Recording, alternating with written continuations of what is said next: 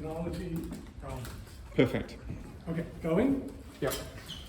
So first of all, I want to thank James Michael, my former student, for inviting the board to invite me, Dominic, Supriya, and Brian, and the rest of the board of the society. I appreciate the invitation.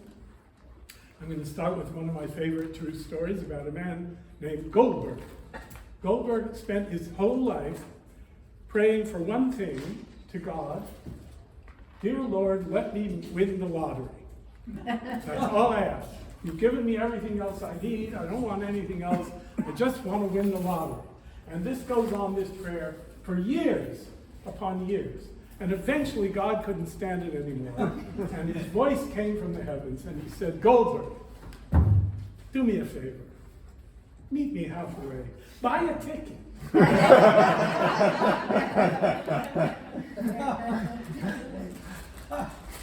Some people might think this is a vaguely anti-Semitic joke about a stingy Jew, but the joke's on them, because in fact it's a profound story about the true nature of human life in the world. I hope you'll see that, how it applies to my subject, which is magic, science, sacrifice, and sacrament, Shakespeare's Tempest as a prequel to the Abolition of man.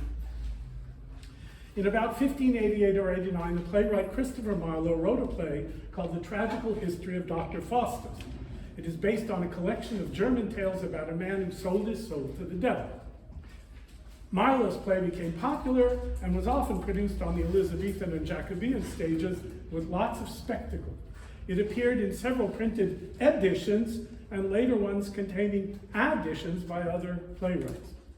The first speech of Dr. Faustus in the play is significant for my theme because of the motives Marlowe gives us for Faustus's deal with Mephistopheles, the representative of hell.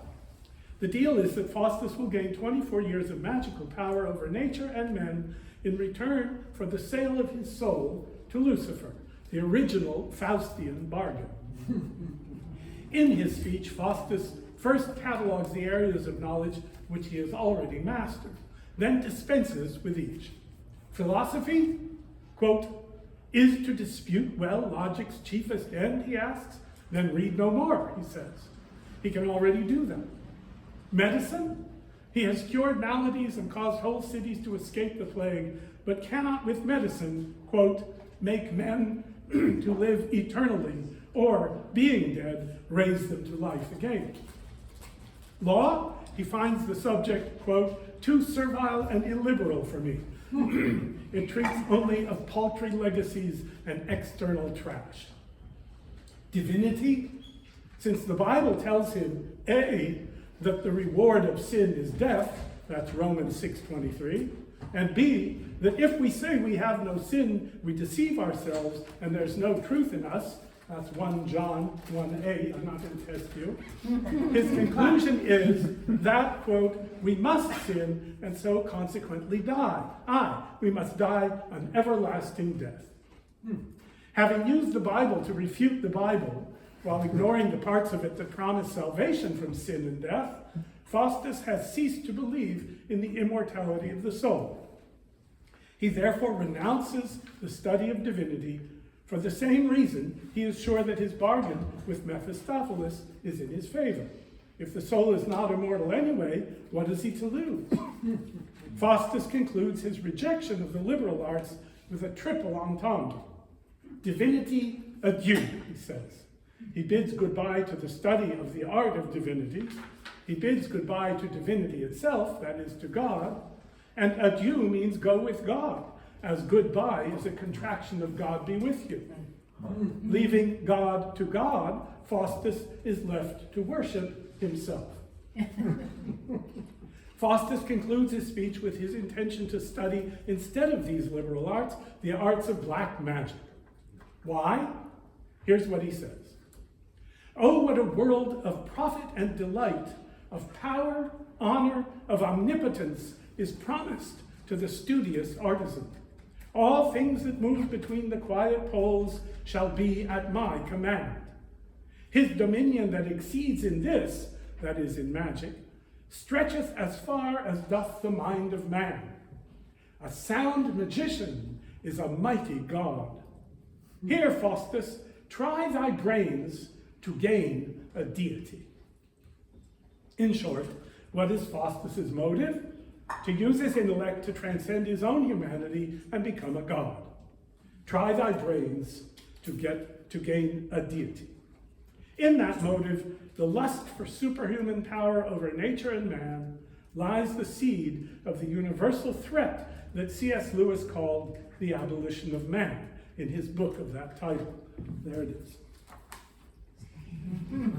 I highly recommend it. I'll say that again. Amen. Sorry? Amen. Yeah. Before we look at what this has to do with Shakespeare's Tempest, I want to read you a passage from Lewis's great book. Quote, "There is something which unites magic and applied science, while separating both from the wisdom of earlier ages. For the wise men of old, the cardinal problem had been how to conform the soul to reality, and the solution had been knowledge, self-discipline, and virtue. For magic and applied science alike, the problem is how to subdue reality to the wishes of men.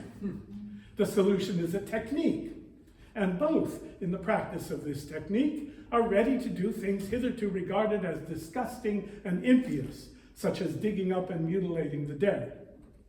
If we compare the chief trumpeter of the new era, Francis Bacon, with Marlowe's Faustus, the similarity is striking. You will read in some critics that Faustus has a thirst for knowledge. In reality, he hardly mentions it. It is not truth he wants from the devils, but gold and guns and girls. All things that move between the quiet poles shall be at his command, and a sound magician is a mighty god." In the same spirit, Bacon condemns those who value knowledge as an end in itself. This, for him, is to use as a mistress for pleasure what ought to be a spouse for fruit. The true object is to extend man's power to the performance of all things possible. He rejects magic because it does not work, but his goal is that of the magician. In Paracelsus, says Lewis, the characters of magician and scientist are combined. No doubt, those who really founded modern science were usually those whose love of truth exceeded their love of power. In every mixed movement, the efficacy comes from the good elements, not from the bad, but the presence of the bad elements is not irrelevant to the direction the efficacy takes. It might be going too far to say that the modern scientific movement was tainted from its birth, but I think it would be true to say that it was born in an unhealthy neighborhood and at an inauspicious hour. Its triumphs may have been too rapid and purchased at too high a price. Reconsideration and something like repentance may be required." End quote. The purpose of Lewis's book, which I highly recommend, as I said, is to bring us to realize that universal moral principles are fundamental, not derivative. That if above them we place reason and the human capacity to know and thereby to control things, if we make values derivatives of our intellect and our will, rather than directing our intellects and our wills to serving values, we are cutting off the branch on which we sit and cannot avoid falling to destruction. For the pursuit of truth itself is one of those fundamental values that we will have devalued. Like Bacon, René Descartes is an early example of the danger. There he sits, locating in his own intellect the foundation of reality and of all certain knowledge of reality, cogito ergo sum. And there he is pictured in the apocryphal story, nailing a living dog to a board and cutting it to pieces in order to understand how it works, while ignoring the poor dog's anguished cries as being no indication of real suffering, since a dog, like the human body, is merely a machine, but, unlike the human being, has no soul. Though that particular story is not factual, we know that Descartes did engage in vivisection. In denying that animals have souls, Descartes ignored the meaning of the word animal, a being animated by an anima, a soul or spirit. He ignored the evidence of the universal human empathic response to animals, and he ignored thousands of years of teachings about kindness to animals and the wisdom of humility. Dispensing with such evidence in the name of his own reasoning powers, Descartes gives birth to 4 centuries of reductive, materialist thinking that, while achieving phenomenal material development and influence over the physical world, has also risked the perpetual destruction of our souls. It has given us the so-called physicians and psychologists who, ignoring the ancient Hippocratic medical principle, do no harm, have in recent years been unnecessarily and often gleefully killing fetuses for the sake of eugenics, convenience, and money, murdering the old and the ill for the sake of physical comfort, convenience, and money, and trying to turn boys into girls and girls into boys in the name of an abstract idea of gender, faddishness, and money.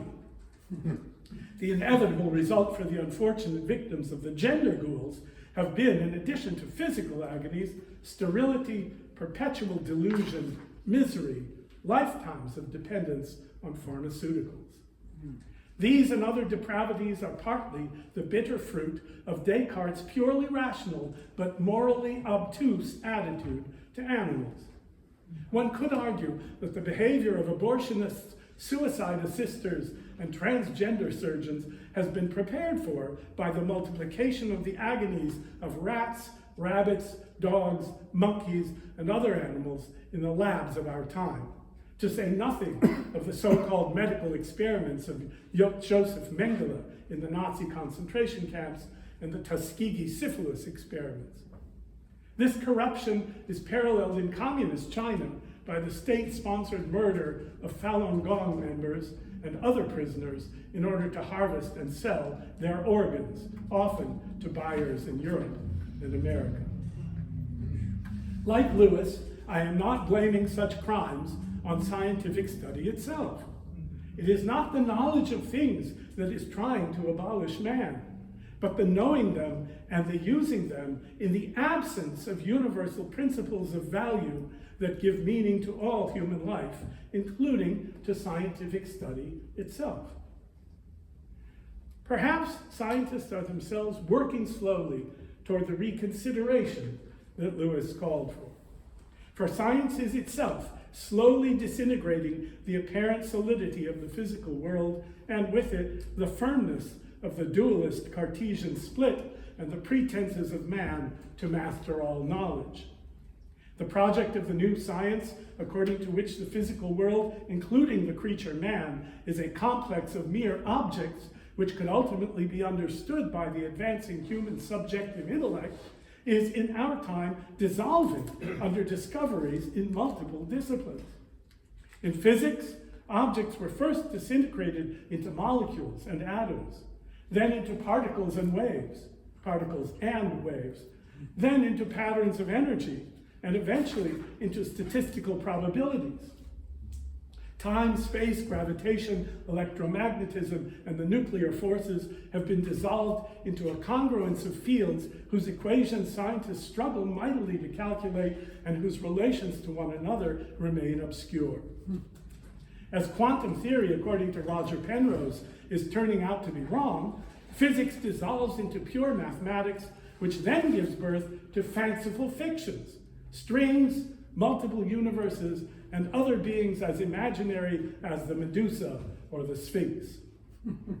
After the major discoveries of Einstein, Heisenberg, Schrödinger, and others, already in 1939, the great physicist Sir Arthur Eddington argued that, quote, the fundamental laws of physics are epistemological, contrary to the view usually advocated in scientific philosophy, which has assumed that they are merely empirical regularities, end quote. That is, what we assume to be physically there depends on how we choose to observe and think about it. He concluded, quote, in the age of reason, faith yet remains supreme, for reason is one of the articles of faith, end quote. How could it not be so? One must have faith in the universality of the laws of physics in order to know anything about physics. Just as one must accept on faith as self-evident that if A equals B and B equals C, then A must equal C, or else there is no mathematics. Such an axiom cannot be proven, cannot by mathematical or any other reasoning be demonstrated to be true in light of anything more fundamental. It is the fundamental. In biology, though the theory of evolution describes apparent development, it has long since disintegrated purpose into randomness and replaced superhuman, that is divine, art with subhuman, that is molecular, inevitability and or chance. The supposed science of linguistics has disintegrated language from grammar, logic, and rhetoric, the three fundamental liberal arts of tradition, into phonetics, phonology, morphology, syntax, and semantics, to say nothing of deep structures, the origin of whose existence is then sought in the physical structures and electrochemical impulses of the brain. In psychology, Freud disintegrated the human mind into the mechanisms of superego, ego, and id. Following Descartes, who located the junction of mind and body in the pineal gland, psychophysiologists are busily redefining the mind as merely complex brain matter. You will find a needle in a haystack more easily than you will find a scientist who admits that we know precisely nothing about the actual relation of matter, even brain matter, to mind. By contrast, and more refreshingly, the clinical psychologist Jordan Peterson finds good scientific evidence for taking seriously the universal meanings in biblical stories. And the brain scientist Ian McGilchrist concludes that consciousness is more fundamental to the universe than anything we think of as physical matter. I should add that this period of the worship of the human intellect has seen the arts too disintegrated. Visual art into abstraction and pornography, music into painful 12-tone and heavy metal noise, sculpture into mere welding, and so on. Is science itself then on the point of discarding the almost universally assumed modern principle derived from Bacon's knowledge as power and Descartes' supremacy of intellect?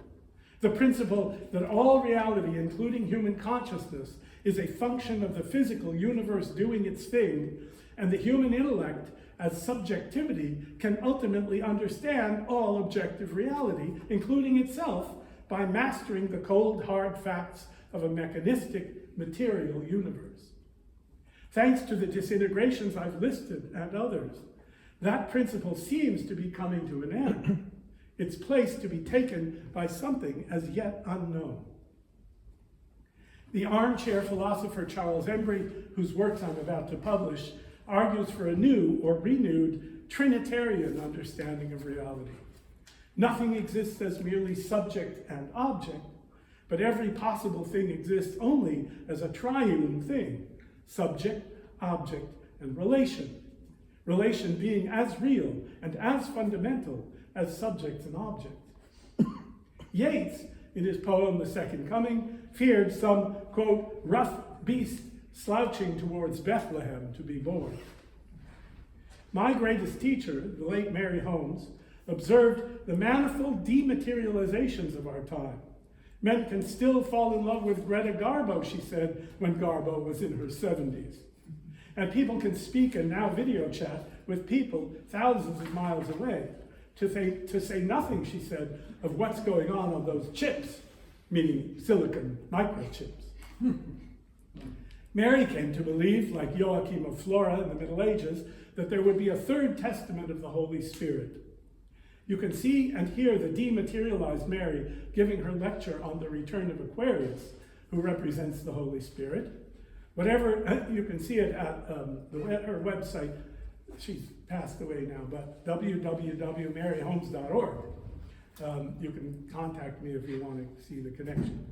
Whatever it may be, something is yet to be revealed that must alter our perceptions of reality from the dry, spiritless, despair-inducing emptiness of an ultimately meaningless materiality in which complete understanding is indistinguishable from reaping the whirlwind. Even at the beginning of this age of the new science, however, there existed counter-forces to the arrogant reductions of modern scientism. I'm not including all scientists, I mean scientism, the worship of in this way that I'm talking about. The teachings of those that Lewis called the wise men of old were never expunged, though they have taken a back seat for 4 centuries. One counterforce to the aims of Marlowe's Dr. Faustus is already present in Marlowe's play itself. For after 24 years of tricking bumpkins, tweaking the nose of the Pope, and fornicating with the phantom Helen of Troy, the powerful magician Faustus faces his final end, which turns out not to be the everlasting death he had presumed would be his fate, but everlasting torment. He is torn apart by demons, and his horrified but unrepentant soul is dragged kicking and screaming to hell. A 17th century philosophical counterforce, especially to René Descartes, was provided by Blaise Pascal, whose combination of genius and humility has served as a better beacon than the wayward intellect of Descartes. But for the rest of this evening, I want to focus on the counterforce that Shakespeare presents to the would-be god Dr. Faustus, and that is Prospero, the main character in Shakespeare's play, The Tempest. I'm going to share with you 2 ways in which Shakespeare presents Prospero as illustrating the path away from the abolition of man to which scientism, unmoored from universal values, has brought us perilously close. First of all, Shakespeare knew Marlowe's play and explicitly intends his Prospero to be an answer to Faustus. We know this because of their names. The name Faustus comes from the Latin word faveo, meaning to favor, be favorable. It means lucky, auspicious, fortunate. Marlowe, like his sources, obviously intended the name ironically. Faustus was fortunate in all his studies until the last, in which he was distinctly unfortunate. The ancient Greeks wisely said, "Call no man happy until he has died." Shakespeare's name Prospero comes from the Latin word prosperus, from prospero, meaning according to one's hope. It too means fortunate, lucky, prosperous. The 2 names, Faustus and Prospero, are synonyms. However, the 2 characters are opposites, and the name Prospero is not intended ironically. Shakespeare also knew by inherited tradition that there were 2 kinds of magician. Faustus would have been called a goetus, from the Greek goes, meaning sorcerer. It means a practicer of witchcraft, in league with evil powers, a black magician. By contrast, Prospero would have been called a theurgist, from the Greek theos, meaning God, and ergos, meaning worker, meaning a divine worker or a miracle maker. He might also have been called a thaumaturge, from the Greek thauma, wonder, and ergos, worker. That is, a wonder worker. Both terms mean a white magician. St. Augustine had condemned both kinds of magic as evil, and the church followed suit. However, the Neoplatonists preserved the distinction between evil and good magic, and the Renaissance revived the tradition. So Faustus becomes evil, his powers derived from satanic forces. Prospero is and remains good, his powers derived from careful study governed by intact virtue under the permission of the divine. I could spend hours talking about the sources, important themes, characters, allegorical implications, and profound, translucent language of The Tempest. It's one of Shakespeare's greatest plays. Some of that you can find in the chapter on The Tempest in my book called Appreciating Shakespeare, which, by the way, is now available on Audible as well as through online bookstores. I'm reading it on Audible. But let's look closely at 2 passages from the play in order to see how Shakespeare's Prospero, in being an answer to Marlowe's Dr. Faustus, prefigures in drama the healing human protection against the abolition of man that inevitably results from the inordinate exaltation of human knowledge and power, whether as magic or as science. First, however, I must dispel a well-lodged but wrong idea about Prospero's view of life and the world, based on what is unfortunately the most familiar speech of the play, because it it is most often extracted, extracted from its context. In celebration of the betrothal of his daughter Miranda and Prince Ferdinand, Prospero commands the airy spirit Ariel and his cohorts to perform a celebratory masque, M-A-S-Q-U-E. It's going away. That is an allegorical theatrical presentation in which the characters of the goddesses Juno, Ceres, and Iris, who are come to bestow their blessings on the young couple, are performed by spirits, magically commanded by Prospero. Suddenly, in the midst of the performance, Prospero says, "I had forgot that foul conspiracy of the beast Caliban and his confederates against my life. The minute of their plot is almost come." To the spirits he shouts, "Well done, avoid no more," chasing all the actor spirits away, and then says to the couple and to us, "Our revels now are ended. These our actors, as I foretold you, were all spirits and are melted into air, into thin air. And like the baseless fabric of this vision, the cloud-capped towers, the gorgeous palaces, the solemn temples, the great globe itself, yea, all which it inhabit, all which it inherit shall dissolve, and like this insubstantial pageant faded, leave not a rack behind. We are such stuff as dreams are made on, and our little life is rounded with a sleep." Rack means a wisp of cloud or mist. Leave not a rack behind. This speech has been taken to be Prospero's and Shakespeare's final word on the meaning of life. But such a reading is simply wrong. It is not a final word. It is an elegant and accurate recognition of the evanescence of all worldly things, but not a confession that Prospero sees life as ultimately an existential emptiness. How do I know? Because of what is said just before and just after the passage. Before Prospero begins the speech, Ferdinand and Miranda have this exchange. "Ferdinand, this is strange. Your father's in some passion that works him strongly." Miranda, "Never till this day saw I him touched with anger so distempered."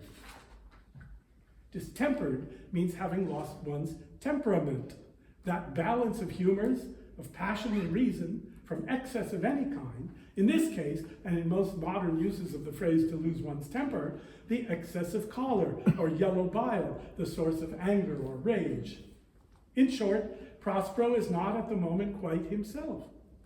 His furious anger is that of a virtuous man who is temporarily out of temper because of the evil that has threatened him and his daughter.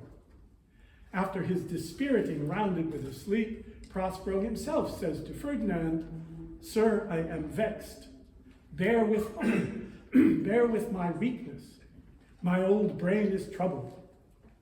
Be not disturbed with my infirmity.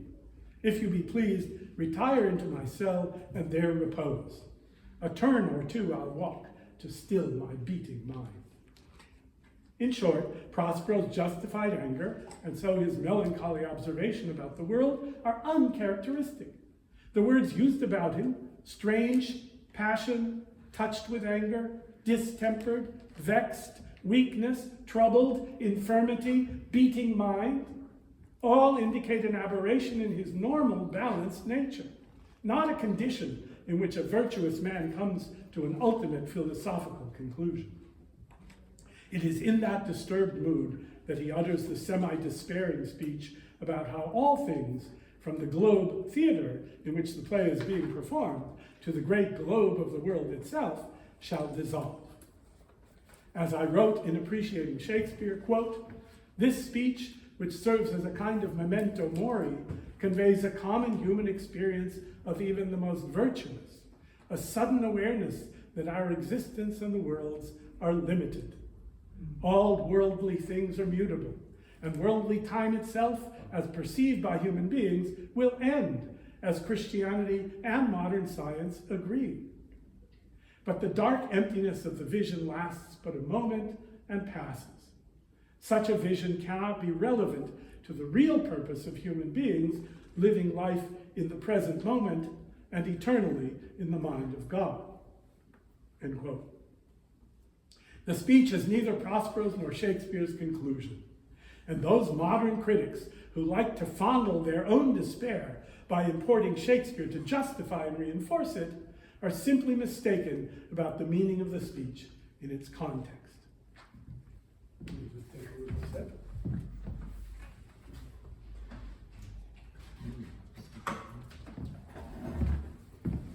Now, the first of the two passages illustrating what I'm calling Shakespearean protections against the abolition of man, critics also get wrong. Many take it as the transformation or conversion of a supposedly power-hungry, vengeful, Faustian inner Prospero, when in fact it expresses a reaffirmation of the virtue that Prospero has maintained all along in order to become a wonder-working white magician in the first place. Ariel enters to report that all Prospero's enemies, under his spell, are now confined and distracted, meaning in a state of madness, with their friends mourning over them. Ariel, your charm so strongly works them, that if you now beheld them, your affections would become tender. Prospero, dost thou think so, spirit? Ariel, mine would, sir, were I human. Prospero, and mine shall.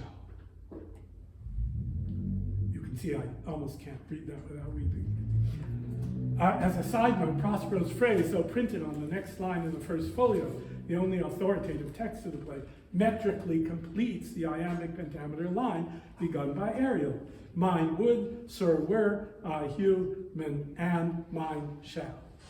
One verse line. Suggesting thereby that it is said without the initial pondering pause that some performers like to milk out of it. And then Prospero has this moving speech. Hast thou, talking to Ariel, hast thou, which art but air, a touch, a feeling of their afflictions?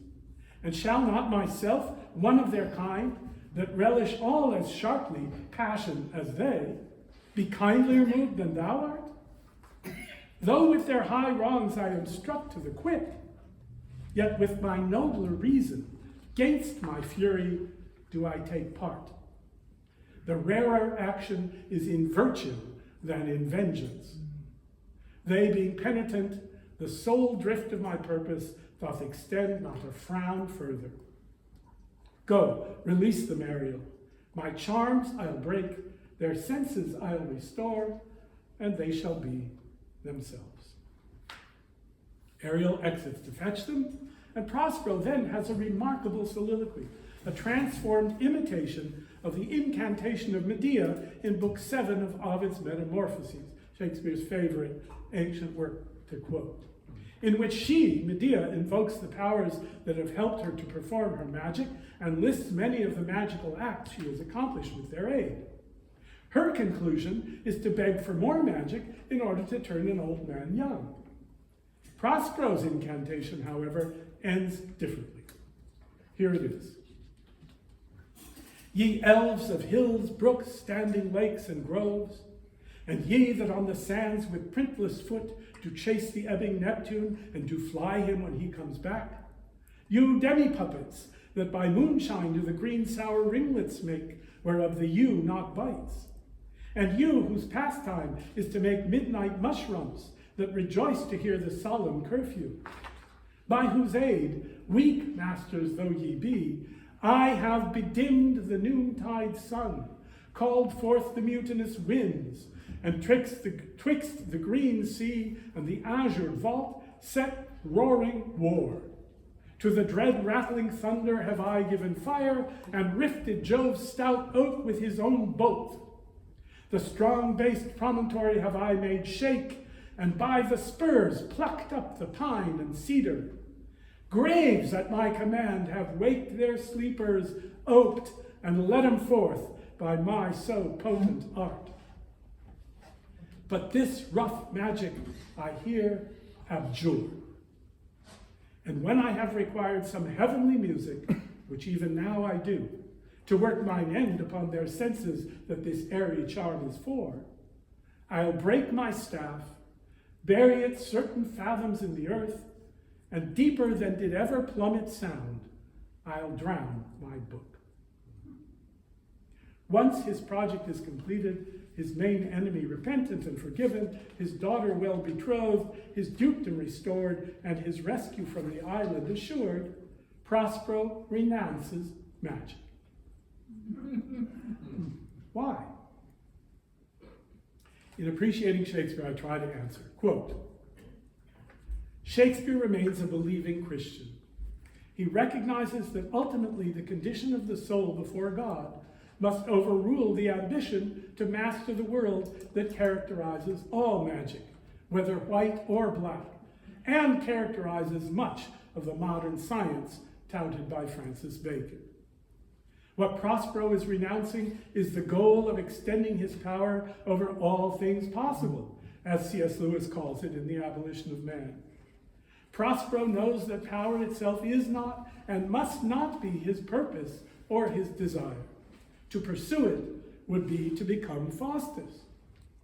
Dr. Faustus is forced to give up his magic when the devils come to take his soul to hell. Prospero forestalls the temptation that might lead to such an eventuality for him. His renunciation of magic is an explicit rejection of the self-deifying motives of Faustus. It is thus a demonstration of the essential virtue of humility. His virtue, having mastered the art of magic and used it for the good of the world, renounces it for the good of his soul. The spiritual significance of that renunciation is then dramatized in the epilogue. End quote. I'll talk about the epilogue in a moment.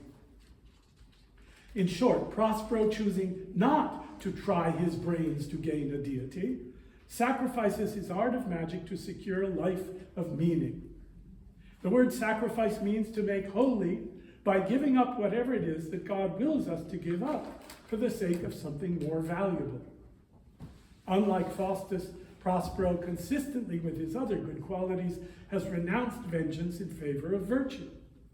Having sacrificed the pleasure of vengeance, he now sacrifices the very power he might have used to accomplish it. His magical power over the world and men. Such sacrifice is the first requirement for the preservation of one's own humanity and of humankind in general from the abolition of man, resulting from the depravities of the likes of the malicious and self-serving Sebastian, Antonio, and Caliban, the likes of Faustus in the older play, and the likes of the conditioners of all future humanity against whom C.S. Lewis warns us. The triumph of the villains would have exemplified in a fiction just the outcome Lewis describes when he says about man's conquest of nature, quote, at the moment then of man's victory over nature, we find the whole human race subjected to some individual men, and those individuals subjected to that in themselves which is purely natural, to their irrational impulses. Nature, untrammeled by values, what he calls the Tao, rules the conditioners and through them all humanity. Man's conquest of nature turns out, in the moment of its consummation, to be nature's conquest of man. End quote. It is that conquest that Prospero, through his sacrifice, has avoided both for himself and for those who depend upon him. The abolition of man, the subjection of man's higher calling to his lowest nature, has been prevented. The second of the Tempest's protections against the abolition of man, in addition to sacrifice, comes in the epilogue, and it is why I have included the word sacrament with the word sacrifice in the title of my talk. Here is the speech, spoken at the end of the play by the actor who has played the role of Prospero. Now my charms are all o'erthrown, and what strength I have mine own, which is most faint. Now 'tis true I must be here confined by you, or sent to Naples. Let me not, since I have my dukedom got, and pardon the deceiver, dwell in this bare island by your spell, but release me from my bands with the help of your good hands. Gentle breath of yours my sails must fill, or else my project fails, which was to please. Now I want spirits to enforce, art to enchant, and my ending is despair, unless I be relieved by prayer, which pierces so that it assaults mercy itself and frees all faults. As you from crimes would pardoned be, let your indulgence set me free. This speech is remarkable for incarnating 4 levels of meaning in one set of words, and for drawing the audience into participation in a secular kind of sacrament. The word sacrament, from the Latin sacramentum, an oath of allegiance, comes from the verb sacrare, to consecrate. It means a rite, R-I-T-E, that incarnates spiritual meaning within a physical gesture. Here's how the epilogue works. I quote again from my Appreciating Shakespeare. At the surface level, that of the plot of the play, the character Prospero is requesting the audience's permission to depart from the imaginary island to imaginary Naples, the play's setting for its version of Happily Ever After. At another level, the epilogue spoken by the actor who has played Prospero is a conventional request for applause from the audience at the play's end. The actor is asking permission to leave the stage, and the play is over only when the audience claps to give that permission. Scholars debate whether there is a third level, the level at which Shakespeare himself, the playwright, is uttering his own farewell to the stage, from which he is about to retire to Stratford. My own view is that indeed this third level is present here. But there is one more level to the epilogue, the sacramental level. What are the character Prospero, the actor playing Prospero, and the playwright asking the audience to do? What do we, the audience, do after these final words of the play? We clap our hands, as requested. And what does our clapping mean? For Prospero, who has pardoned his enemies and freed his servant Ariel, has asked us to set him free. And the actor, in the same words, has asked us to set him free to go home for supper.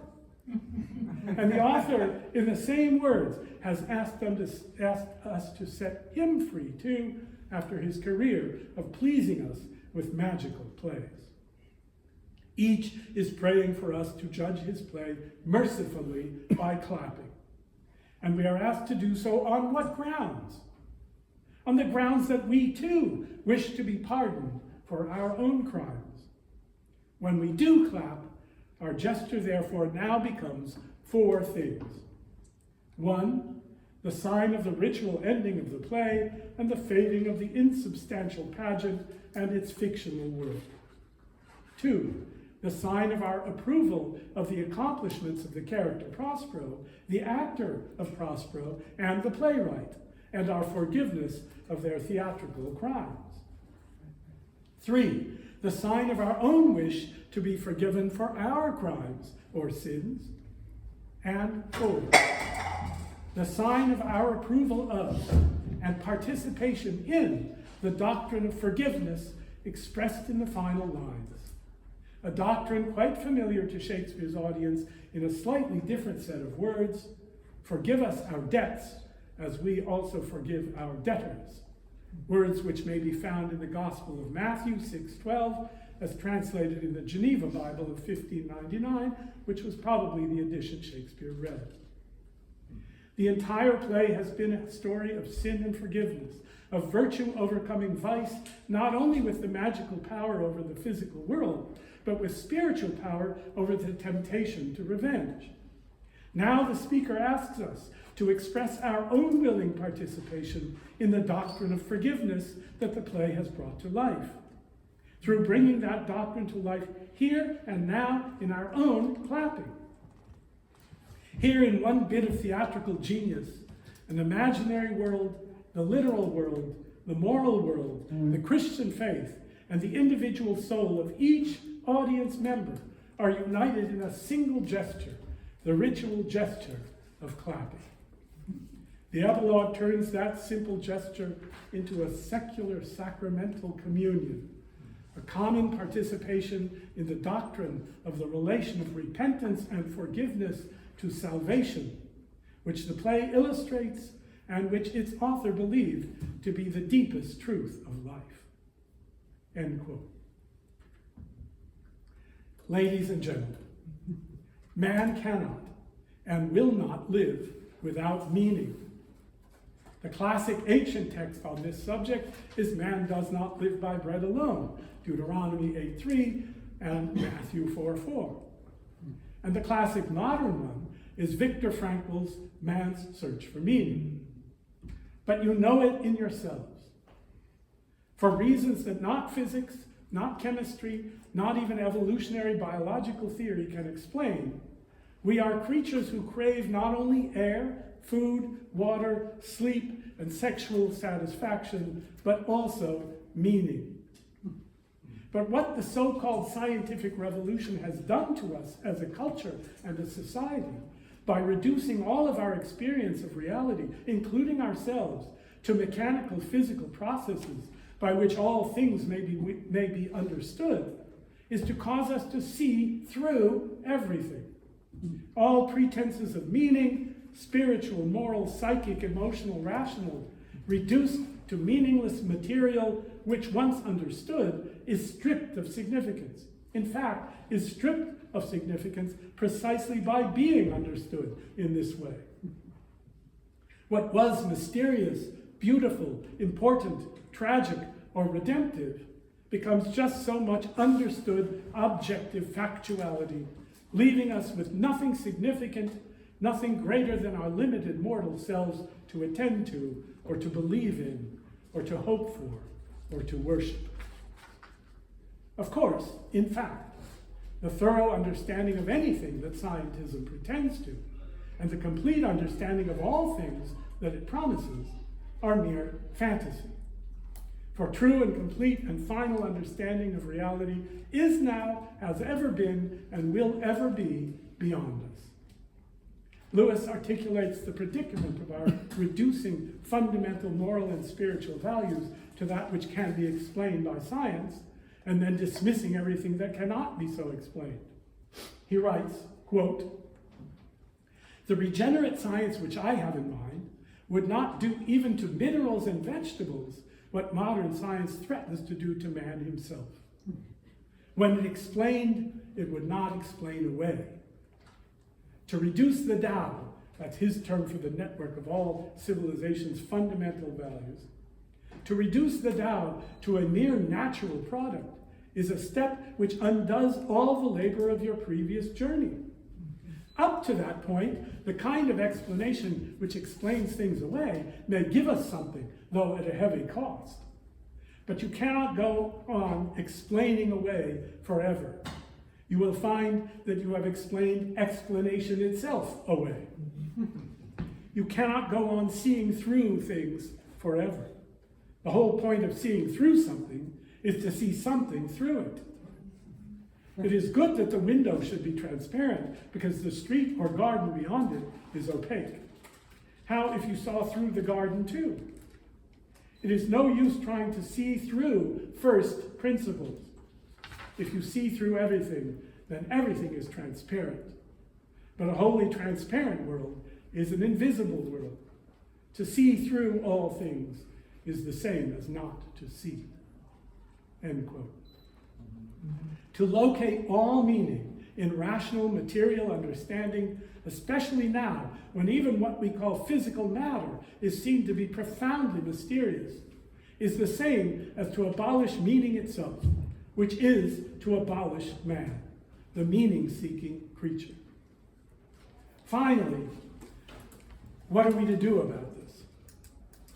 Are we to see through Shakespeare's Prospero, reducing him to a Freudian wish fulfillment?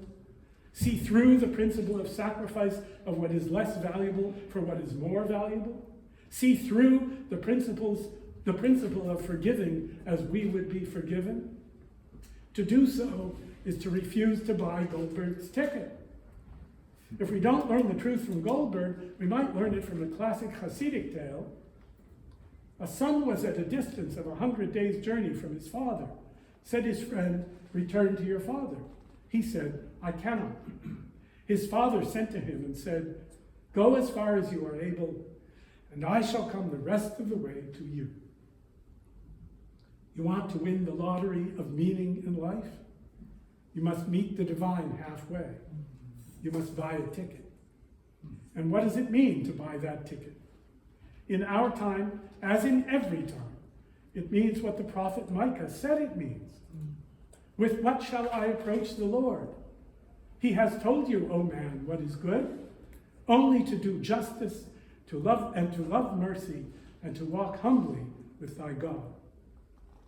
Or, if you prefer Samuel Johnson's Imlach in his novel Rasselas, quote, "Integrity without knowledge is weak and useless, and knowledge without integrity is dangerous and dreadful," end quote. The ticket is humility before the mystery of reality and the mystery of the divine, which to the faithful are the same thing. You sacrifice your arrogance, your false hopes, your certainty of the superiority of Descartes to Pascal. You give up trying your brains to gain a deity, and you take another kind of look. You clap for what the good magician Shakespeare invites you to clap for. In another place, C.S. Lewis too expresses Goldberg's truth. He says, "We are all knocking on the doors of heaven, banging and shouting, 'Let me in, let me in.' And we're making so much noise doing so that we can't hear the still small voice inside saying, 'It's unlocked. Come in.'" If we do not push on those doors, if we do not buy a ticket, if we remain outside of whatever doors we know lead where our deepest selves truly crave to go, then we are doomed to finding not the meaning we long for, but only the vanishing hot air of our own bloated intellects, which will indeed dissolve and leave not a rack behind. Thank you.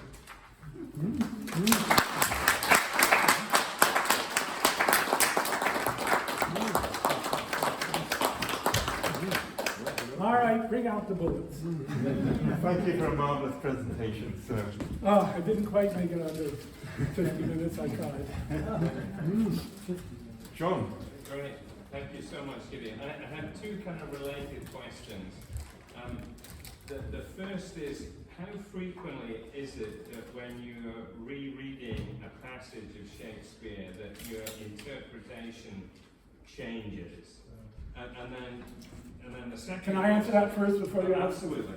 So, I've been teaching Shakespeare for 50 years, and some things have changed because I learn more. I look things up and I go, oh, that's what that refers to. So that's a constant. I always knew that Prospero's speech was a version of Medea's, but I only reread the Metamorphoses a couple of weeks ago, and read the speech very carefully, and I saw the specific difference pop out at me, and that's new. But the basic interpretation doesn't change fundamentally. And I like to say that there are many possible right interpretations of a speech of Shakespeare, but there is an infinity of wrong ones that simply aren't true. So if someone tells you, as I wrote in my book, that King Lear is about how much fun life is, it's just wrong. And then the second question is, what's your view of kind of modern renditions of Shakespeare's plays where some license is taken over some license? specifics of the My God, they rewrite the endings. I was at Ashland, they did All's Well That Ends Well, and All's Well ended badly. The lovers coming together finally and understanding one another. The last line of the play is spoken, and she pushes him away and stalks off in a rage because it was a feminist kind of gender, I don't know. It was a complete corruption of the play. So my response to that, I mean, it's perfectly possible to update Shakespeare by, changing the costumes or putting it in a different setting, little things like that can work. They may be disastrous or they may work, it depends. But when I get something like that, my response is, write your own damn play. Yeah, interesting. Other questions? I can't believe it, come on. What's a good question to ask? Well, do you disagree with me? Well, I'll ask the question. So you know, I guess that, you know, there's this idea of universal values that you talk about, but Yes. how do we, you know, how do you propose that we should determine what these universal values are? We don't determine what they are. They already exist, and we have all inherited them if we listen to the wise men of old that Lewis calls, or our own trustworthy teachers. We know it. You cannot be persuaded by logic that justice is a good thing and injustice is a bad thing. How you apply the term justice to any particular case is fraught with difficulties. That's why we have court systems, and that's why we have juries, and it's difficult and ultimately impossible. Only God knows, you know, truly whether this act was just or not. But we have to strive to do the thing that we know or believe to be just, and there's no, it doesn't do any good to say, how do we derive these? They cannot be derived. That's the whole point of the book. They are axioms, right? They're fundamental principles. They cannot be derived from anything more fundamental. Well, what I was trying to ask was, you know, so okay, they're axioms, but you know, there's many people in the world, right? And so different people would have different teachers. No, they wouldn't. They would not about these things. I mean, Lewis goes to a lot of trouble. Mere Christianity, the first few chapters, Lewis talks about that. And he says, if you look across cultures and people, you'll see the same kinds of basic things. He gives quotes from all in the book. He gives quotes from various different traditions, and how people apply them and what their tribal traditions are and how they vary it change. And we know that various religious traditions go through evolutions, right? Judaism evolved from the Torah into the Talmud, and then into Christianity. And Christianity evolved in all sorts of ways. But the fundamentals are self-evidently universal. So you don't take to yourself what belongs to someone else. You treat other people as you would like to be treated. You strive for justice. You strive for kindness. You don't curse God. That kind of thing. You cannot argue for those. They're either self-evident or they don't exist at all, and you are left with nothing to stand on when you go to judge anything about anybody. So if you say, I don't believe in justice, you have to prove to me that justice is a good thing. Fine. I'm going to steal your wallet. And you're going to say, I don't want you to steal my wallet. And I'm going to say, tough luck. I'm bigger than you are, I'm stealing your wallet. You cannot say you shouldn't do that. Mm-hmm. You have no grounds for saying I shouldn't do it, because you have rejected the foundation of that moral judgment.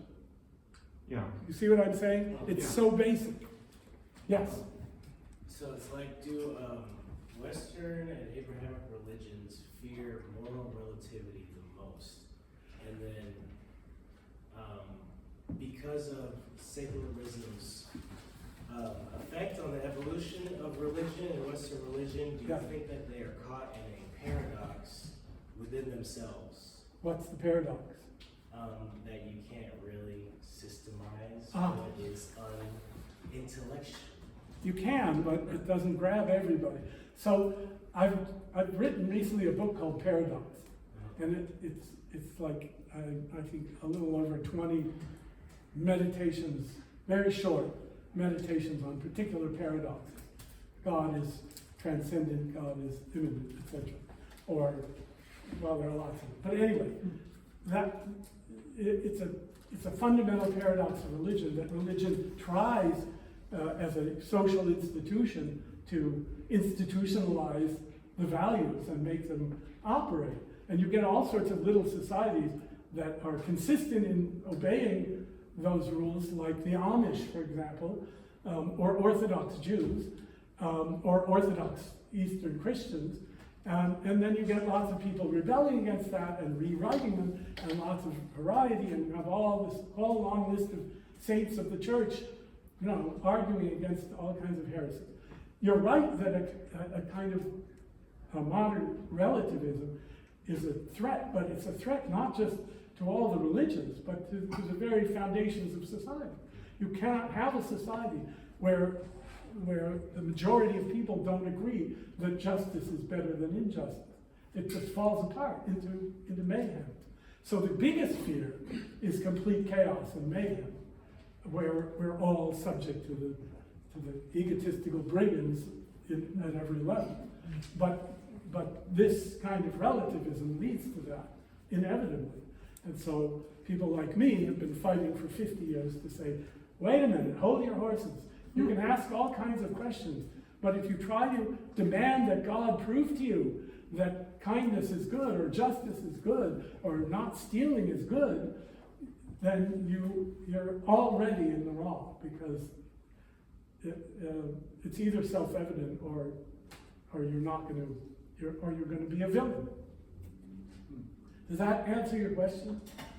Can you ever answer the question? Try to. Yes. Well, so that you mentioned some of these fundamental moral axioms that are sort of universal, independent of religious tradition in a way, Yeah. and maybe even independent of faith itself. Mhm. So even the scientist would probably adhere to most of those That's axioms. right. The They atheist would adhere to those axioms.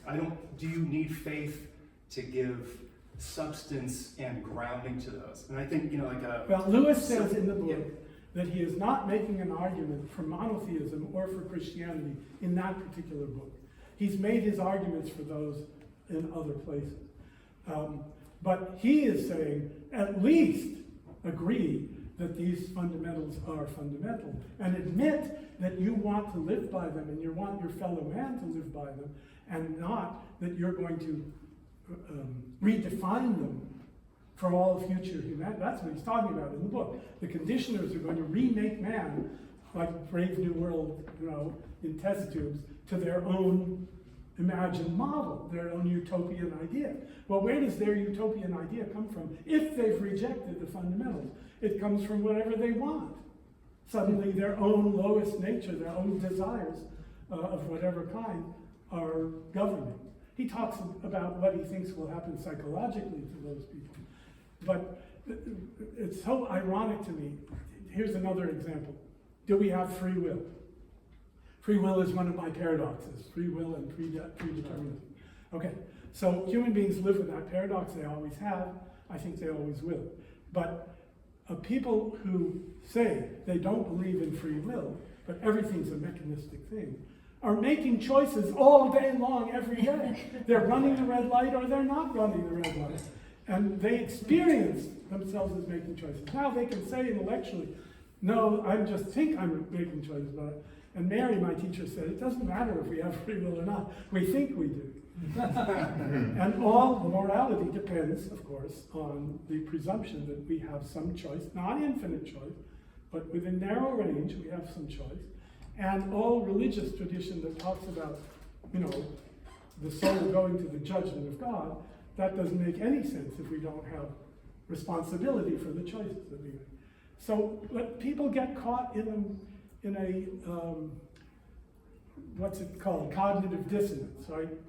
Self-contradictory assumptions about reality. If the man studying animals in the lab all day says there's no free will, we're just going to figure out what chemical reaction makes a person do this, and then he goes home and he has to take his kids to the park to play ball, he's not the same man. He's not believing the same thing. He's treating his children like people. He's not treating them like things. And that's basically the foundation of the argument. To treat people like things is to collapse civilization into chaos.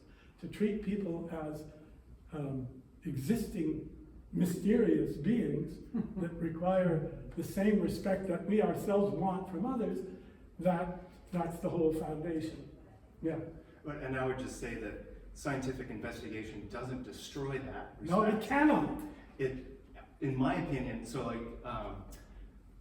for example, does understanding the universe better destroy, some sort of spiritual experience of it? Of course right? not.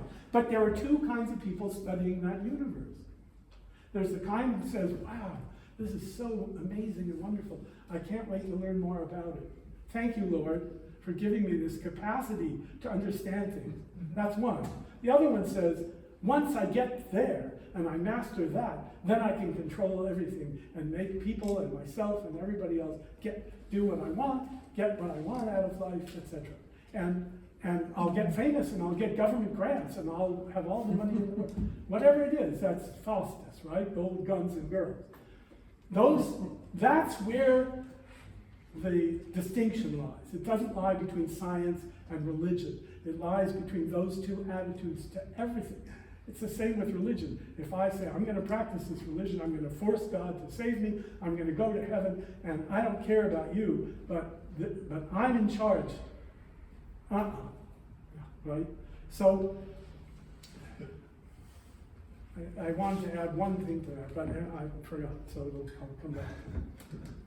You see, I'm making, I know what I wanted to say. Solzhenitsyn says, the line between good and evil in mankind runs not between this group and that group, but through the human heart.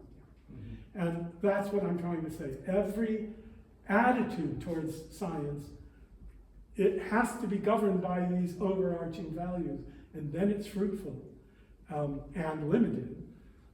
Not limited by limits to knowledge, but limited by what you're willing to do to get that knowledge, what you're willing to become to get that knowledge. Versus the power mongers and the utopianists who, whenever they've taken over a society, have murdered millions and millions and millions of people to get what they want, to get man to be what they want. But who sets the limits? You said there were limits. Who sets those limits? Well, the limits to any particular endeavor are set by those fundamental values. Who sets them? You mean ontologically? God sets them, let's say. Or they're built into the nature of the universe, or whatever you want to say. We don't know. We're not God. We're not going to know the answer to that. But you're saying we only know whether we choose to inherit those and try to abide by them or not. But you're saying that scientific discoveries can be either for good or evil. I'm saying what you do to make the discovery can be good or evil, yes. Mengele breaking people's bones in the concentration camp over and over and over to see how, it's good to know how often bones can reknit. It may be useful, but you don't treat people like that. Mm-hmm. It's kind of a simple distinction, yes? I mean, it's not always simple. I guess the capacity to do evil in the name of either science or religion exists really on both sides. Absolutely. I mean, the idea that there are fundamental moral values is clearly one that I think we can mostly all agree on. At the same time, we see religions elevating to dogma many things that ultimately were very destructive to, so you have to humanity. And so where do you draw the line? You have to stop generalizing about religion as a category, because as you said, religious people can be both good and evil. And you have to say, what is the best that this religion does under under these circumstances? And what do we reject because it's not doing it well, right? We all have to do that with our own religion and with everybody else's religion if we're going to be civilized human beings and live together in a mixed culture, which we do. Good. I think we need to perhaps adjourn because it's running on. We need to make sure we make Patrick's reservation here, but perhaps you can join us, Victoria, afterwards, and we can continue the discussion. We'll have to ask Gideon to come back. Anytime. So I just wanted to close with a few thanks. First of all, the Mangelston Gallery and Kathy.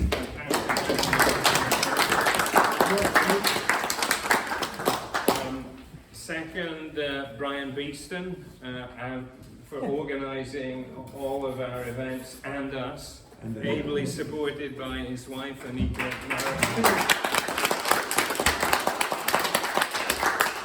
And then the team that's organised the Parlour Talks, Dominic Kingsmith, Supriya Jaiswal, Patrick Ahern and Jeremy Walters. Again, huge thanks to you guys. To our speaker, Gideon Rappaport, thank you so much for and thank all of you for coming this evening. It's been great to see everyone, or at least most of you. And Gideon, will you be there? Will you pop over to I'll be so the pub over here called The Spot, right across the street, right where you see some street dining. It's right in there. You can walk all the way to the back and to the right. There's a long, high-top table talking about this, talking about life. And whether or not we had mentioned this before, she would close out Prospect Street and make this a two-way. All sorts of things. So, we'll see you over there. Not Prospero Street?